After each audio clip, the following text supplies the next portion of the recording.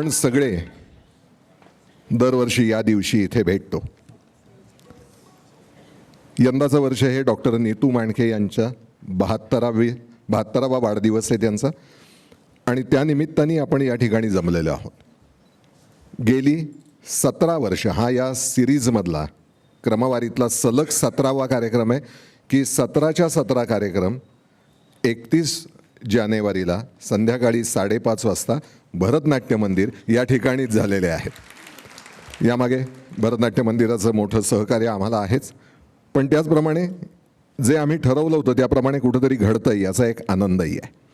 तुम्हा सर्वांचं मी मनपूर्वक स्वागत करतो आणि आपल्या इतक्या वर्षाच्या प्रथेप्रमाणे परंपरेप्रमाणे आजचे जे सत्कार होणार आहेत आणि त्यानंतरचा अतिशय वेगळा असा कार्यक्रम की वेगवेगळे हार्मोन्स आपल्या शरीरात कुठे निर्माण होतात आणि त्यांचा काय परिणाम आपल्या मनावरती शरीरावरती होत असतो हे सांगत असताना छान लोकप्रिय हिंदी आणि मराठी गाणी आपण त्या भावनांमधली ऐकणार आहोत. असा एक छानसा रंगारंग कार्यक्रम आहे. आनंदाचे डोही असं त्याचं नाव दिलेलं आहे. यानंतर मानिनी गुर्जर सर्वप्रथम स्वागत गीत किंवा ईशस्तवन सादर करतील आणि त्यानंतर आपल्या सत्काराच्या कार्यक्रमाला सुरुवात होईल.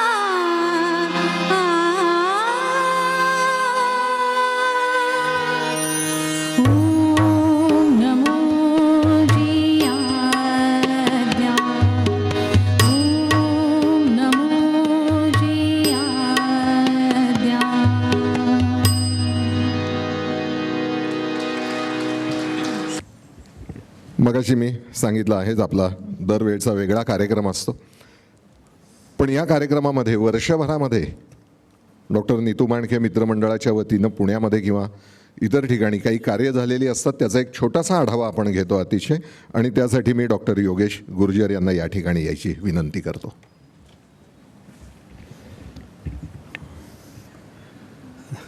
नमस्कार.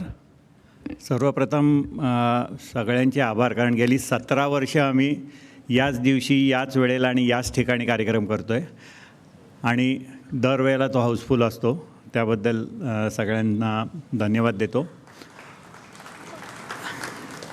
दरवर्षीप्रमाणे यावर्षी पण जवळजवळ 15 गोष्ट एका हृदयाची, जे हृदयाच्या अवेअरनेसबद्दलचे कार्यक्रम आहेत जे आम्ही करतो, ते जवळजवळ 15 प्रोग्राम्स या वर्षभरात झाले, पुणे आणि पुण्याबाहेर. त्याबरोबर सल्तनत नावाचा एक नवीन जेनेटिक्सवरचा अवेअरनेस प्रोग्राम पण चालू केला आहे. त्याचेसुद्धा जवळजवळ 25 व्याख्यानं आम्ही या वर्षभरात केली. मेडिकल कॅम्प्स या वर्षात 2 घेतले पिरंगुटमध्ये. आणि मला सांगायला अत्यंत आनंद होतो आहे आणि अभिमान वाटतो आहे की डॉक्टर मांडक्यांचं नाव यावर्षीच्या गिनीज बुक ऑफ रेकॉर्डमध्ये येत आहे. आणि ही झालेली अत्यंत एक चांगली घटना आहे या वर्षभरामध्ये. Longest surviving double valve replacement patient आणि त्याचा डॉक्टर, असं एक कॅटेगरीमध्ये डॉक्टर मांडक्यांचं नाव 2020 या गिनीज बुक ऑफ रेकॉर्डमध्ये, म्हणजे ते गेल्यानंतर जवळ 17 वर्षांनी येत आहे. त्याचा खरंच आपल्याला अभिमान आहे. आणि पुणेकर डॉक्टर गिनीज बुकमध्ये येतो आहे. बाकी डॉक्टर अलका मांडक्यांचं खूप मोठं काम मुंबईमध्ये विद्यार्थ्यांसाठी, म्हणजे आदिवासी विद्यार्थी आणि बाकीच्या ह्याच्यासाठी त्यांचं खूप मोठ्या प्रमाणावर मुंबई आणि मुंबईच्या परिसरामध्ये चालू आहे. डॉक्टर मांडके आणि माझा परिचय किंवा हे जवळजवळ 13 अधिक 17 वर्ष, 23 अधिक 17 वर्ष, म्हणजे 40 वर्षाचा आहे. आणि आजसुद्धा दर तासाला एकदा तरी त्यांची आठवण येते. एवढं मोठं ते व्यक्तिमत्व होतं. आणि त्या व्यक्तिमत्वाला आपण आदरांजली वाहण्यासाठी दरवर्षी 31 तारखेला पुण्यामध्ये आणि 22 मेला मुंबईमध्ये कार्यक्रम करतो. आणि असाच प्रतिसाद दोन्हीकडे मिळतो. धन्यवाद. यानंतर मी रंगमंचावर आमंत्रित करतो आहे आजच्या पहिले जे सत्कार मूर्ती आहेत त्यांना. आणि मी डॉक्टर अलका मांडके यांना विनंती करणार आहे आणि डॉक्टर भाटे सर यांना विनंती करतो. त्याचबरोबर डॉक्टर संजय पाटील सर आले आहेत का या ठिकाणी? सर, आपणही व्यासपीठावरती यायचं आहे. या तिघांना मी आमंत्रित करतो, along with doctor Ajit Damle आणि डॉक्टर नलिनी दामले. या दोघांना प्रथम आमंत्रित करतो आहोत आम्ही.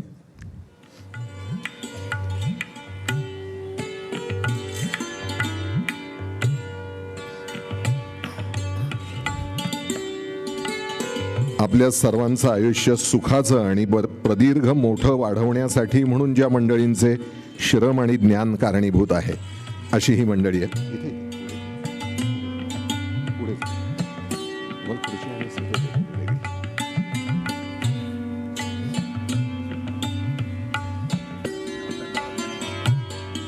डॉक्टर नवरंगे सरांनीही व्यासपीठावर यावं. डॉक्टर जयंत नवरंगे सर आहेत. डॉक्टर माया तुळपुळे मॅडम आहेत. या ना आपण. ही पुण्यातली खूप प्रसिद्ध आणि खऱ्या अर्थाने कष्ट घेणारी पेशंटसाठी अशी ही मंडळी आहेत. आणि त्याचबरोबर डॉक्टर असूनही इतर अनेक क्षेत्रांमध्ये त्यांचे काही ना काही काम चाललेलं असतं.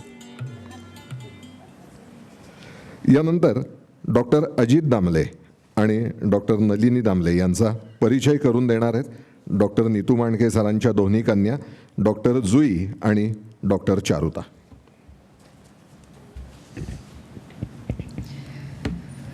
नमस्कार.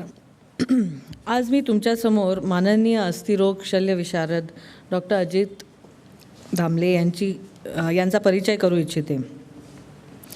खरं तर हे जरा छोट्या काजव्यानी सूर्याची ओळख करून दिल्यासारखं आहे. पुण्यामध्ये कुठलीही गुंतागुंतीची ऑर्थोपेडिक केस जर झाली तर प्रथम डॉक्टर अजित दामलेंच्या डोळ्यासमोर येतात.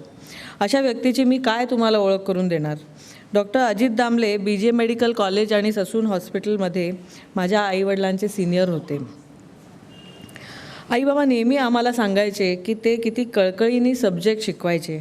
त्यांचे लेक्चर नेहमी फुल अटेंडन्समध्ये जायचे. आता त्यांचा परिचय कॉलेजपासनं डॉक्टर नीतू मांडक्यांबरोबर आहे. त्या इतके आमच्या जवळचे असताना आणि जनमानसात त्यांची प्रतिष्ठा असताना आणखी औपचारिक ओळख मी काय करून देणार. पण वैद्यकीय कारकिर्दीमध्ये त्यांनी काय काय मिळवले आहे हे जर मी तुम्हाला सांगितलं नाही तर त्यांची ओळख अपुरी राहील. त्यांनी MS जनरल सर्जरी आणि MS ऑर्थोपेडिक सर्जरी आणि D ऑर्थोपेडिक्स पुणे युनिव्हर्सिटीमधून पार पाडले. पुणे युनिव्हर्सिटीमधून MS ऑर्थोपेडिक करणारे ते पहिले विद्यार्थी ठरले. पुढच्या ट्रेनिंगसाठी ते स्वित्झर्लंड आणि अमेरिकेला जाऊन परत भारतात आले.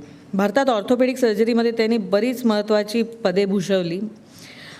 जसे की पुण्याच्या IMAचे ते प्रेसिडेंट होते, IMA महाराष्ट्राचे सेक्रेटरी होते, पुणे ऑर्थोपेडिक सोसायटीचे प्रेसिडेंट होते. आणि दुसरी गोष्ट म्हणजे त्यांनी 2014मध्ये एक पुस्तकही लिहिलेलं आहे, tips and tricks in orthopaedic surgery, ज्याला बॉम्बे ऑर्थोपेडिक सोसायटीचा पुरस्कार देखील मिळालेला आहे. आताच ते डॉक्टर भाटे म्हणत होते की ते it is considered as a Bible of orthopaedic surgery. त्यांच्या या नेत्रदीपक कारकिर्दीमध्ये त्यांना बरेच पुरस्कार मिळाले आणि कितीतरी ओरेशन्स देण्यासाठी आमंत्रित त्यांना केलं गेलं. एक महत्त्वाची गोष्ट म्हणजे आमच्या कुटुंबाशी त्यांचं एक वेगळं नातं आहे. जेव्हाही ते माझ्या आजीला आई म्हणतात. जेव्हाही आमच्या घरी म्हणजे आजोबांना एकदा ते पडले होते, फ्रॅक्चर नेक फिमर त्यांनी ऑपरेशन केलेलं आहे त्यांचं. आजीला बरेच काय काय झालेलं आहे, फ्रॅक्चर फिब्युला झाले, ती आता 94 वर्षाची आहे. तातडीने ते घरी येतात आणि आत्ता मागच्या आठवड्यात माझी आजी रत्ना हॉस्पिटलमध्ये ॲडमिट असताना ते कोणालाही न सांगता तिला भेटून आले आणि तिला हे सुद्धा सांगितलं नाही की त्यांचा आज सत्कार इकडे आहे. इतके प्रेमळ आणि संवेदनशील डॉक्टर क्वचितच आपल्याला पाहायला मिळतात, त्यातले डॉक्टर अजित दामले.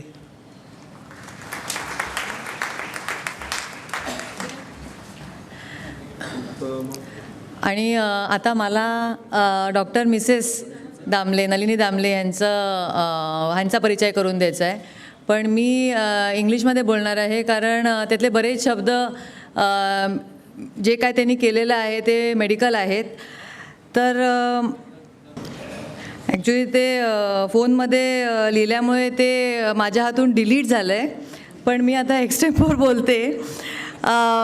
बेसिकली ते दोघंही आईबाबांना सिनियर होते BJ मेडिकलमध्ये आणि नलिनी दामलेंनी पण त्यांचं ट्रेनिंग पूर्ण BJ मेडिकल आणि ससून हॉस्पिटलमध्येच केलेलं आहे. आणि त्यांनी फर्स्ट टाईम त्यांनी she was a pioneer for starting paediatric spinal anaesthesia, जे तोपर्यंत इकडे होत नव्हतं. आणि लहान मुलांमध्ये आणि पिडियाट्रिक्समध्ये स्पायनल ॲनेस्थेसिया तेव्हा चालू करणं was a very big thing and she is non for that. आणि दुसरी गोष्ट म्हणजे family planning both surgical side आणि ॲनेस्थेसिया साईडमध्ये त्याच्यातही त्यांनी पायोनियरिंग वर्क केलेलं आहे.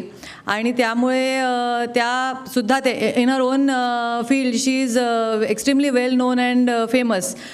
And in spite of being herself a career woman and doing so many great things early on, she has also managed to balance her life with her family, with Dr. Damle's soaring career. आणि so this is, though I have not met them before today, आईकडनं मी ऐकलेलं आहे. Plus doctor Damle बऱ्याच वेळेला आजीला काही झालं तरी doctor Damle हे नाव ऐकलंच जातं बऱ्याच वेळेला. आणि फक्त मला दामले मॅडमचं काही फारसं माहीत नव्हतं, तर आई मला सांगत होती की त्या सिनियर असताना त्या दोघांचंही लव्ह मॅरेज झालं होतं.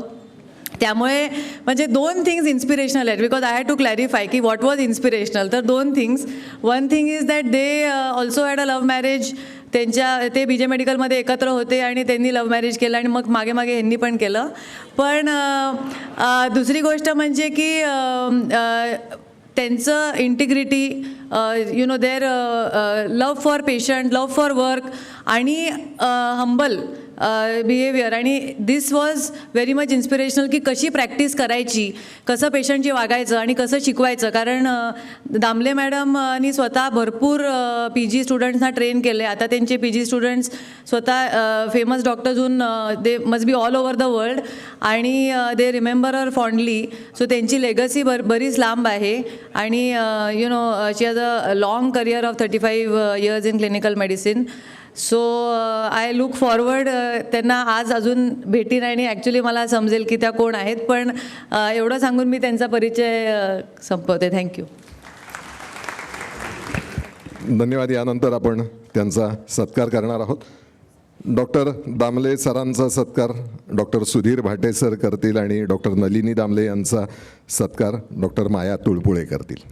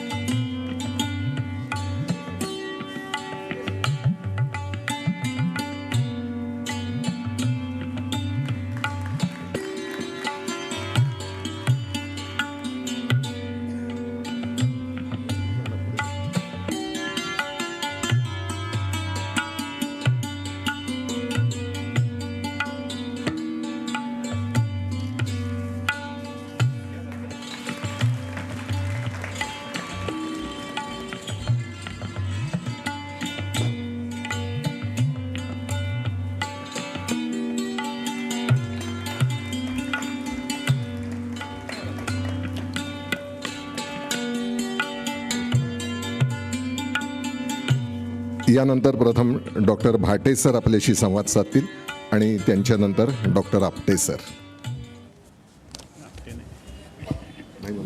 दामले सॉरी अजित दामलेबद्दल सगळं सांगून झालेलंच आहे तुम्हाला. पण 2-3 साम्य त्याच्यामध्ये आणि नीतूमध्ये जी आम्हाला सापडतात ती म्हणजे अत्यंत प्रेमळ, अत्यंत सुस्वभावी, रुग्णाशी योग्य संवाद साधणारा, खेळीमेळीने संवाद साधणारा. एवढंच नाही तर त्या रोगाला काय झालं आहे हे सुद्धा शांतपणे समजावून देऊन, अरे बाबा हे असं असं आहे, मी असं असं करणार आहे आणि तुला इतके दिवस राहावं लागेल किंवा काय करावं लागेल. ह्या सगळ्या गोष्टी सर्जनची जी एक आपल्यामधली प्रतिमा आहे त्याच्या अगदी विरुद्ध आहे. हा अतिशय प्रेमळ, सगळ्यांशी बोलणारा, मितभाषी तर मुळीच नाही आहे आणि सगळ्यांना व्यवस्थित सांभाळून सांगणारा. आणि अत्यंत दुसरी गोष्ट म्हणजे अत्यंत टापटिपीत काम करणारा. कुठलीही गोष्ट तो जेव्हा ऑपरेशन सुरू करतो तेव्हा नीतूचं आठवतं, सगळ्या गोष्टी त्याला ऑर्डरमध्ये लागायच्या. तो ग्राफ्ट करतानासुद्धा कुठे स्टिच केव्हा घ्यायचा हे सुद्धा ठरलेलं असायचं. तसंच अजितचं सुद्धा तो जेव्हा ऑपरेशन करतो तेव्हा सगळ्या स्टेप्स त्याप्रमाणेच झाल्या पाहिजेत, तसंच झालं पाहिजे. आणि जेव्हा एखादा सर्जन एखादी गोष्ट त्याच तऱ्हेने करत बसतो तेव्हा तो नेहमीच चांगली करतो, अधिक चांगली करतो. अजितचं श्रेय त्याच्यामध्ये आहे. पहिल्यापासून त्यांनी ही शिस्त त्याच्यात बाळगली आणि त्यामुळे तो एक अतिशय प्रभावी ऑर्थोपेडिक सर्जन झालेला आहे. त्याचं खूप खूप अभिनंदन. अतिशय चांगला असा आमचा हा दोस्त आहे, खेळाडू आहे, मित्र आहे आणि अत्यंत सोशल ॲक्टिव्हिटीमध्ये भाग घेणार आहे. त्याला असं भरभरून आयुष्य लाभो अशी इच्छा. यानंतर डॉक्टर अजित दामले सर.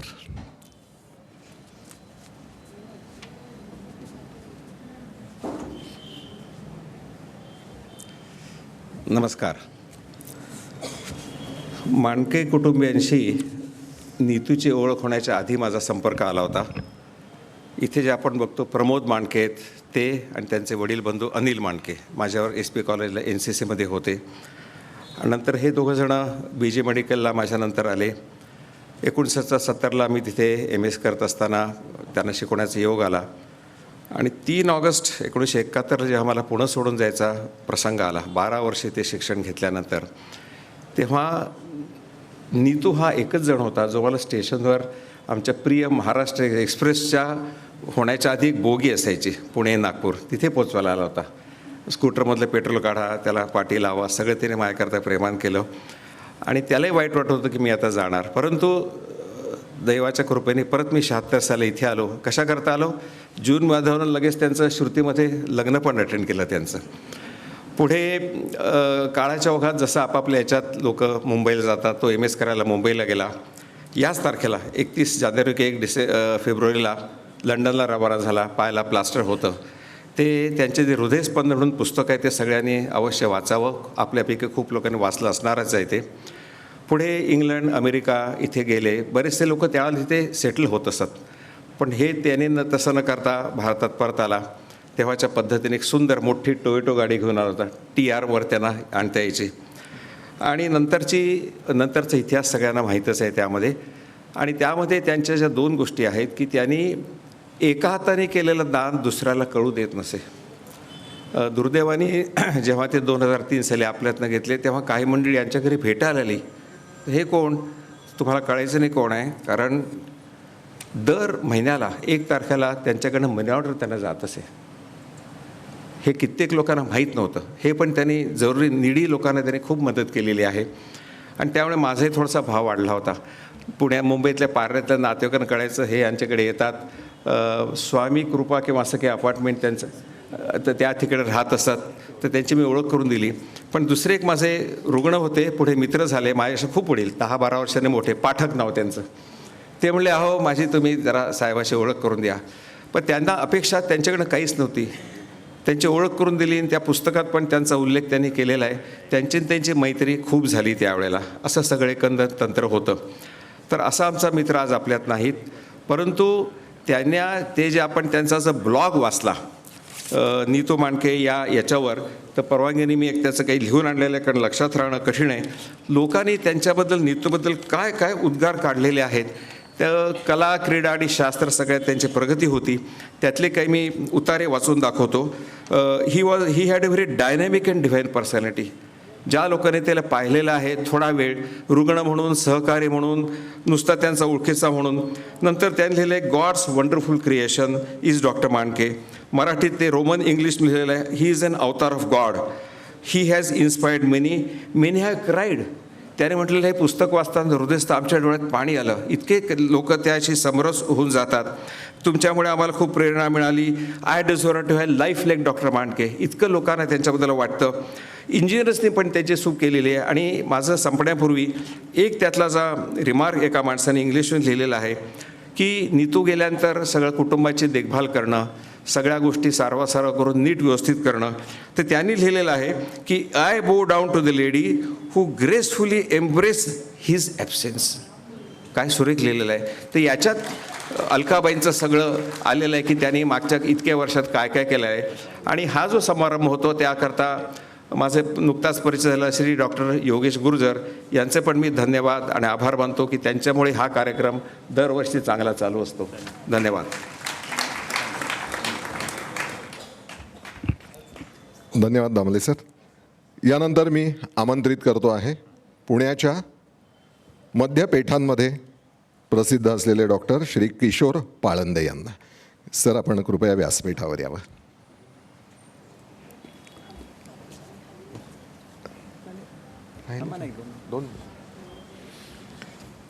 आणि त्यांचा परिचय आपल्याला करून देत आहेत योगेश गुर्जर.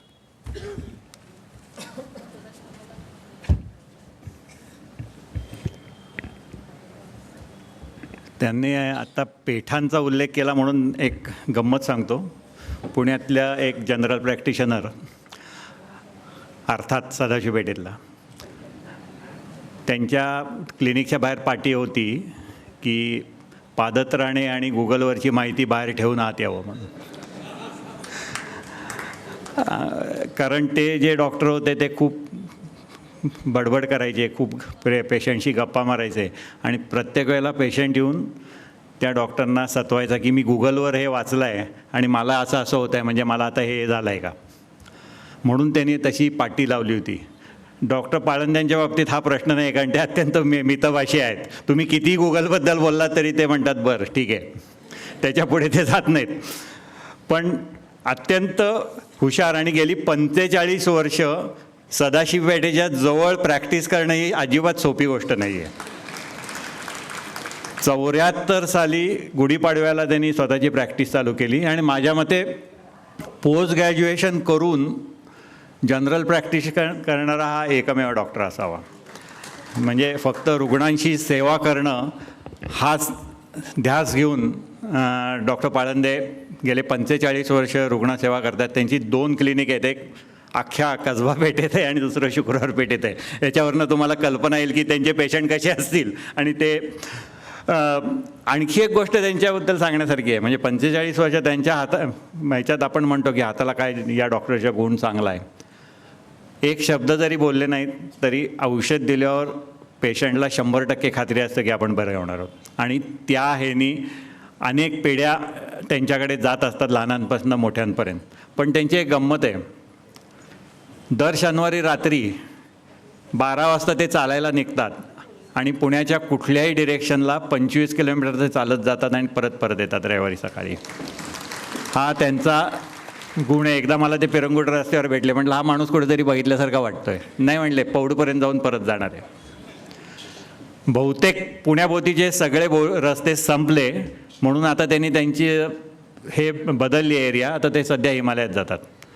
ट्रेकनिक नावाचा क्लब त्यांनी आता काढला आहे आणि त्या क्लबतर्फे हिमालयामध्ये ट्रेकिंगचे अनेक उपक्रम ते घेतात आणि दरवर्षी 15 दिवस कमीत कमी हिमालयात जाऊन जास्तीत जास्त ऑक्सिजन कसा घेता येईल ह्याचा त्यांना नक्की 100% ध्यास आहे. आणि प्रत्येक पेशंटला पण ते तेच सांगतात की हां, औषध कमी घ्या आणि व्यायाम वाढवा.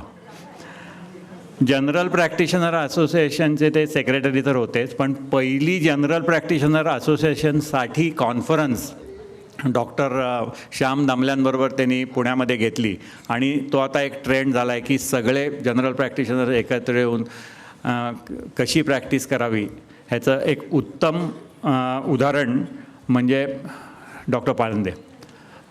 मागच्या वेळेला आपल्याकडे डॉक्टर लुकतुके आले होते 3-4 वर्षापूर्वी.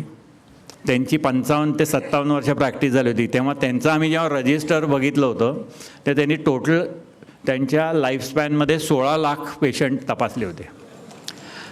मला 45 वर्षात डॉक्टर पाळंद्याने किती पेशंट बघितले त्याचं माहीत नाही, पण अत्यंत एक आनंदाची गोष्ट आहे की त्यांचं क्लिनिक हे पेपरलेस आहे. कुठल्याही प्रकारचं पेपर त्यांच्या क्लिनिकमध्ये वापर नाही. पुण्यातलं ते पहिलं क्लिनिक आहे की ते टोटल पेपरलेस क्लिनिक आहे. आणि आणखी एक गोष्ट केली आहे की डॉक्टर आहे की नाही हे आपल्याला अनेक वेळेला समजत नाही. मग कोणाला तरी आपण पाठवतो, जरे आहेत का डॉक्टर बघून ये, नंबर लावून ये वगैरे वगैरे. तर त्यांनी स्वतःचं ॲप डेव्हलप केलं आहे. त्या ॲपवरनं डॉक्टर त्यावेळेला तिथं आहेत की नाही आणि त्याचबरोबर किती वाजता पेशंटनी त्यांच्या क्लिनिकमध्ये जावं, नंबर लावावा हे तुम्हाला घरी मोबाईलवरनं करता येतं. प्रॉबेबली हे सुद्धा पहिलंच त्यांचं क्लिनिक असेल की ज्यामध्ये त्यांनी हा उपक्रम राबवला आहे. स्पोर्ट्समन आहेत ते, सॉफ्टबॉल खेळायचे, राष्ट्रीय स्तरापर्यंत त्यांनी सॉफ्टबॉल पण खेळला आहे आणि BJ मेडिकलमधनं त्यांचं शिक्षण पूर्ण झालं आहे. तर अशा एका आगळ्या वेगळ्या डॉक्टरचा सत्कार करायला आम्हाला अत्यंत आनंद होतो आहे. धन्यवाद योगेश. यानंतर IMAचे अध्यक्ष श्री संजय पाटील, डॉक्टर संजय पाटील सरांना मी विनंती करतो की आपण डॉक्टर किशोर पाळंदे यांचा सत्कार करावा.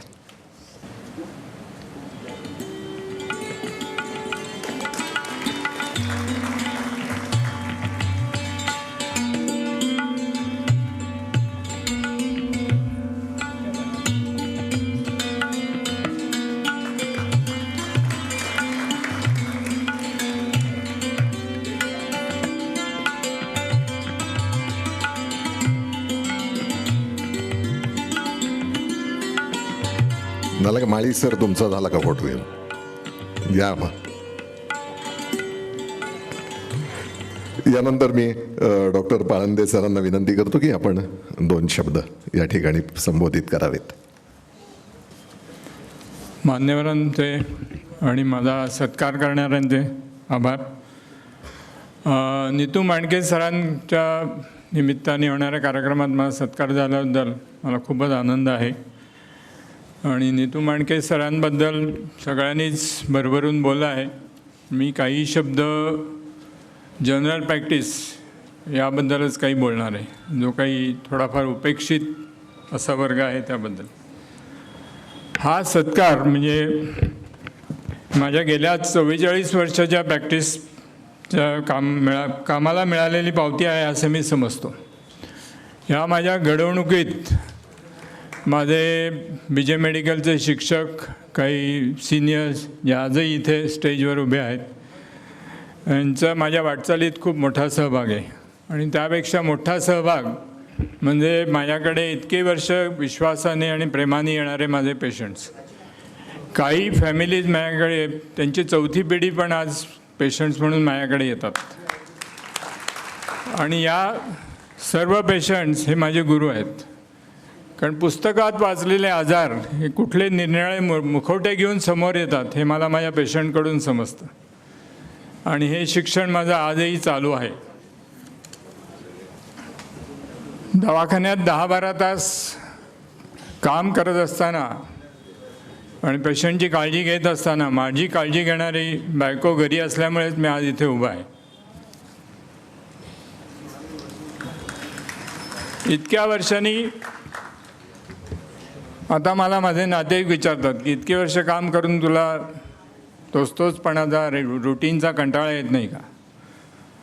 तर दवाखान्यात जायची वेळ सोडून त्यात रुटीन काहीच नसतं. माझ्याकडे येणारे पेशंट अगदी लहान मुलांपासून मोठ्या वृद्ध माणसांपर्यंत सगळ्या प्रकारचे असतात. आणि त्यांना होणाऱ्या सर्दीपासून कॅन्सरपर्यंत सर्व प्रकारचे आजार असतात. त्यामुळे यात रुटीन अशी कुठलीच गोष्ट नसते. शिवाय एखादी व्यक्ती जरी आली, एखादी व्यक्ती तीच सिम्पटम घेऊन जरी आली, समजा पोटदुखी, तरी 2 महिन्यापूर्वी त्या पोटदुखीचं कारण गॅस्ट्रोएंटरायटिस असू शकतं, आज ते एखाद्या वेळेस ॲपेंडिक्युलर परफोरेशन असू शकतं, किंवा अजून 4-5 महिन्यांनी त्या पोटदुखीच्या पोटात एखादा ट्यूमर पण लपलेला असू शकतो. त्यामुळे खूप ॲलर्ट राहून काम करायला लागतं आणि खूप उत्साहवर्धक असं काम आहे. शिवाय आमच्याकडे येणारे पेशंट्स हे कुठलं आजाराचं लेबल लावून येत नाहीत. त्यामुळे आलेला पेशंट डोकेदुखीचा हा कुठल्या तरी टेन्शनमुळे डोकं दुखतं आहे का, सर्दीमुळे दुखतं आहे का, BP मुळे दुखतं आहे का, एखादं ट्यूमर आहे, हे निदान करणं आणि OPDत बसून हे एक मोठं चॅलेंज असतं. त्यामुळे या सर्व प्रकारात रुटीन असं काहीच नसतं. रोज नवा दिवस, नवीन चॅलेंज, असं मोठं चॅलेंजिंग काम असतं. बऱ्याच वेळा मी विचार करतो की आज समोर आलेला पेशंट अर्धा-1 तास ट्रॅफिकमध्ये येऊन वाटेत अनेक दवाखाने, हॉस्पिटल्स आणि the one and only Google doctor सोडून माझ्याकडे का आला, ते सुद्धा केवळ ताप किंवा खोकला यासाठी. याला लॉजिक काहीच नाही, केवळ विश्वास, वर्षानुवर्ष असलेला विश्वास, त्यामुळेच तो माझ्याकडे येतो. आणि या गोष्टीमुळेच मी दुसऱ्या दिवशी सकाळी 9 वाजले की माझी पावलं आपोआप माझ्या दवाखान्याकडे वाट चालायला लागतात. धन्यवाद. हा पुरस्कार दिल्याबद्दल सर्व मंडळींचे आभार आणि माझं स्वागत ऐकून घेतल्याबद्दल आपल्या सगळ्यांचे आभार. धन्यवाद. धन्यवाद डॉक्टर. नाट्यगृह असल्याने त्यांनी बहुधा स्वगत हा शब्द वापरला. पण हे डॉक्टरांचं लाईफ जरा वेगळं असतं, त्यात किस्सेही छान असतात. आता योगेशने सांगितलं ते गुगलवरचं बघून पेशंट येतात, त्याच्यावर नाही घडलेला किस्सा सांगतो माझ्या वर्गमित्राच्याच बाबतीत. तोही डॉक्टर आहे, MD मेडिसिनमध्ये. त्याच्या दवाखान्यामध्ये एक नेहमीचाच पेशंट आला, एक काळी गोळी घेऊन आला आयुर्वेदिक, आणि म्हणलं ही गोळी घेतली चालेल का मी? तर तो म्हणला मी ॲलोपॅथीचा डॉक्टर आहे, मला माहीत नाहीत या गोळीचे परिणाम काय होतात, ती कशाची बनली आहे काहीच माहीत नाही. नाही पण मी घेतली तर काय होईल? तो 4 वेळा सांगतोय, पण तो पेशंट तरी मग एकदा घ्यायला काय हरकत आहे? तो म्हणला एक करा, थांबा, ती गोळी तुमच्या ओट्यावर ठेवा. बरं, आणि काय करू? त्याला काडी लावा, त्यातनं जर साप बाहेर आला नाही तर घ्या म्हणला. डॉक्टरसुद्धा असे छान उत्तरं, गमतीशीर उत्तरं देणारे असतात. या वर्षीपासून आपण एक वेगळा थोडा उपक्रम सुरू करतोय की हे सगळे प्रूव्हन, ज्याला म्हणतात की हे सगळे सिद्ध पुरुष आहेत. आत्तापर्यंत आपण जे सत्कार करतो आहोत हे सगळ्या सिद्ध पुरुषांचे आहेत. यांनी आपलं आयुष्य पूर्णपणे सिद्ध केलेलं आहे ते जे काय करतायत त्याच्यात. पण पुढच्या पिढ्या यातनं तयार होत आहेत की नाही, त्यांनाही प्रोत्साहन देण्याचं किंवा ते काहीतरी वेगळं करत असतील तर ते पुढे येण्याची गरज आहे. आणि त्या दृष्टीनं म्हणून डॉक्टर आलोक देवधर या अतिशय युवा अशा डॉक्टरांना मी या ठिकाणी व्यासपीठावर येण्याची विनंती करतो. हा एक नवीन उपक्रम आहे आपल्याकडचा की नवीन काहीतरी वेगळं करणाऱ्या डॉक्टरचं सुद्धा आपण कौतुक करणार आहोत.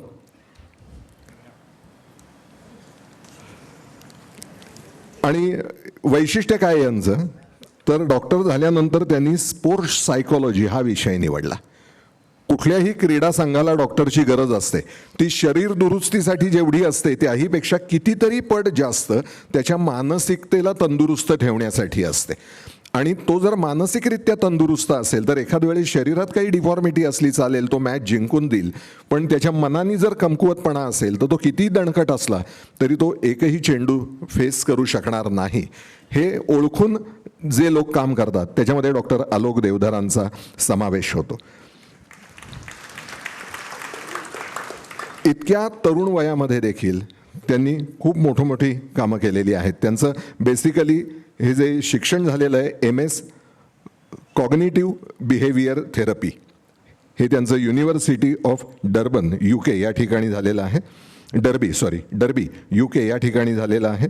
नंतर diploma in sports psychology coach from USA असा संपूर्ण जगामधला आत्तापर्यंतचा अद्ययावत अभ्यास आहे तो झालेला आहे. पण हे करत असताना योगा थेरपीकडेही त्यांनी पाठ फिरवली नाही, ती सुद्धा त्यांनी योगा थेरपीच्यावरतीही मास्टरी मिळवली आणि या सगळ्या जगातल्या थेरपी आपल्या खेळाडूंसाठी ते वापरतात. त्याचबरोबर म्हणजे त्यांचे जे कुणाकुणासाठी वापरलं हे जर लक्षात आलं, वाचलं आपण, तर पुणे युनिव्हर्सिटीतल्या ॲथलेट्ससाठी ते त्यांच्या या थेरपीचा वापर करतात. त्याचबरोबर सगळ्यात महत्त्वाचं म्हणजे ज्याचा आपल्याला अभिमान वाटेल की आर्मी स्पोर्ट्स इन्स्टिट्यूट जी मिलिटरीशी संबंधित आहे त्यांच्याकडे सुद्धा ते जातात आणि मिलिटरीतल्या आधीच दणकट असलेल्या लोकांना ते चांगलं शिकवतात. एशियन गेम आणि ऑलिम्पिक्स गेम याच्यामध्ये भाग घेणाऱ्यांना तर ते शिकवतात किंवा ट्रेंड करतातच, ट्रीट करतात. पण त्याचबरोबर त्यांनी आरोग्य तेथे या नावाचं मराठीमध्ये पुस्तक लिहिलं की जे जरूर आपण वाचा. ते आपल्या कोणत्याही वयाला ते सुटेबल आहे की आपण उत्तमरित्या आयुष्य कसं जगू शकतो. नंतर एक पुस्तक त्यांचं पुन्हा एकदा कॉग्निटिव्ह बिहेवियर थेरपीवरतीच आहे, पण तेही मराठीमध्ये आहे त्यांचं पुस्तक. अशी ही जी पुस्तकं आहेत, शिवाय एक म्युझिक थेरपीवरती त्यांनी लिहिलेलं पुस्तक आहे. ही पुस्तकं जरूर वाचली पाहिजेत. त्यांच्या काही पेशंट्सची मी नावं सांगतो म्हणजे तुम्हाला त्यांच्या मूर्ती लहान आणि कीर्ती महान कशी आहे हे लक्षात येईल.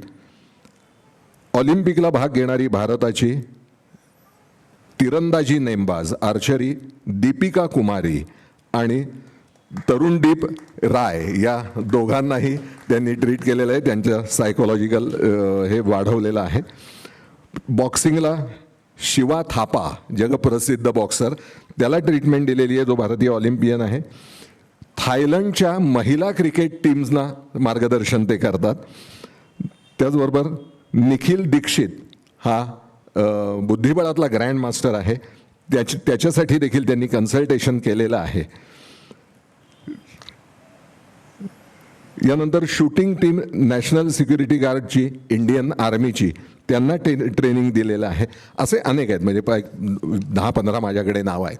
थोडक्यात सांगायचं तर पुणे युनिव्हर्सिटीतला विद्यार्थी खेळाडू, तिथपासनं मिलिटरीतला खेळाडू, तिथपासनं ऑलिम्पिकचा खेळाडू, अशी सर्व ठिकाणी संचार ज्यांचा आहे त्यांचा सत्कार आपण करतो आहोत. कारण आज ते आपल्याला मिळत आहेत, अजून 10 वर्षांनी ते आपल्याला उपलब्ध होतील की नाही माहीत नाही इतक्या व्यस्त कार्यक्रमामधनं. त्यामुळे आम्ही संधी घ्यायचं ठरवलं की आजच आपण त्यांचा सत्कार करतो आहोत. आणि मी डॉक्टर जयंत नवरंगे सरांना विनंती करणार आहे, कारण नवरंगे सर परवा मुंबई मॅरेथॉन पळून आलेत, एक लक्षात घ्या.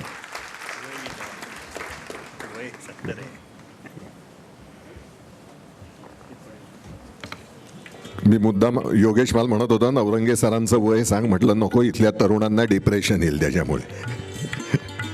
70व्या वर्षी ते मॅरेथॉन पळून आलेले आहेत वयाच्या, हे लक्षात घ्या.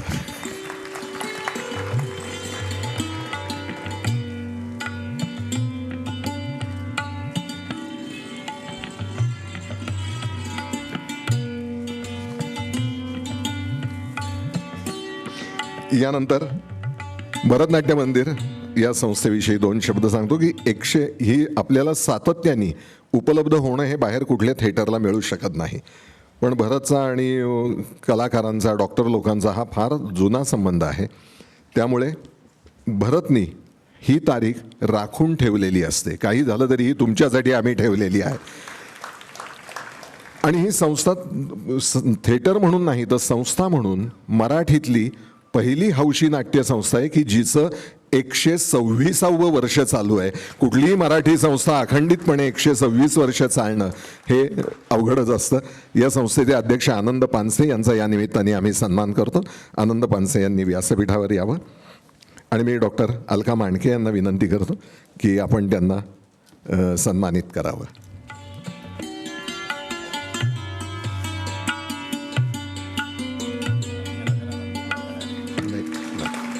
आभार प्रदर्शन अलका लाड.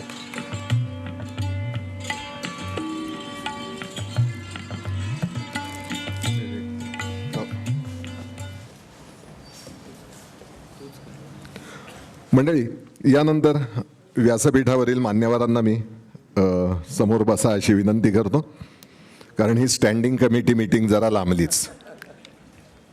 पण सगळे खेळातले असल्यामुळे, स्पोर्ट्समधली सगळी मंडळी असल्यामुळे कोणालाही काही वाटलं नाही. आता तुम्ही म्हणाल भाटे सर सुद्धा का, तर हो, भाटे सर रोज सकाळी टेनिस खेळतात PYCला, हे लक्षात घ्या.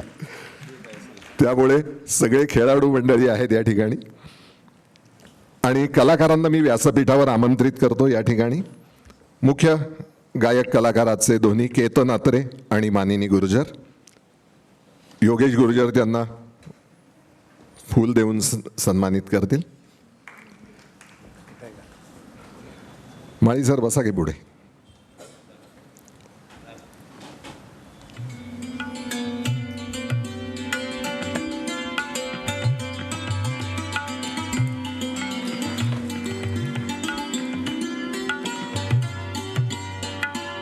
मानिनी गुर्जर, मानिनी योगेश गुर्जर, फूल द्यायची दुसरी वेळ.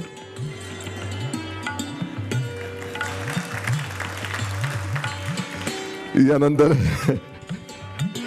डॉक्टर नरेंद्र चिपळूणकर. डॉक्टर नरेंद्र चिपळूणकर हे वाडियाचे प्रिन्सिपल आहेत आणि रसायनशास्त्रामध्ये PhD आहेत. त्याचबरोबर एक रेकॉर्ड म्हणजे जेवढी आपल्याला गायन क्षेत्रातली मोठी नावं माहिती आहेत त्या प्रत्येकाला साथ केले. पाची मंगेशकर भावंडांसकट सगळ्यांना रेग्युलर साथ करणारे डॉक्टर नरेंद्र चिपळूणकर. आणि तितकाच अनुभवी दणकट तबल्याची साथ करणारा आमचा राजेंद्र हसबनीस. याचंही बाबतीत मी हेच वाक्य म्हणू शकतो, देश विदेशात, भारतात सगळीकडे जेवढी मोठी नावं माहिती आहेत आपल्याला, अरुण दाते असोत, हृदयनाथ असोत, या सगळ्यांना साथ करणारा असा हा कलाकार आहे. आणि तालवाद्याच्या क्षेत्रामध्ये अगदी दुर्मिळ असलेली गोष्ट म्हणजे महिला तालवाद्यवादक. यावेळी आमच्याकडे महिला तालवाद्यवादक आहेत कल्पना भालेराव. त्यांना मी या ठिकाणी येण्याची विनंती करतो. क्षमा करा, उर्मिला भालेराव.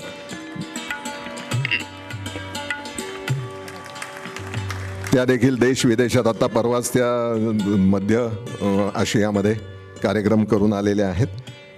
त्यांचा नंतर आज आपल्याशी बोलणार आहेत योगेश गुर्जर. त्याला मी फूल देतो. हा, ह्याला फूल दिलं नाही तर हा रागवेल रवी, म्हणून मी त्याला पण फूल देतोय. आणि हेच फूल मी खांबेला दे असं सांगेन, आपला आवाज जो पोचवता येतो. आणि हे तुला.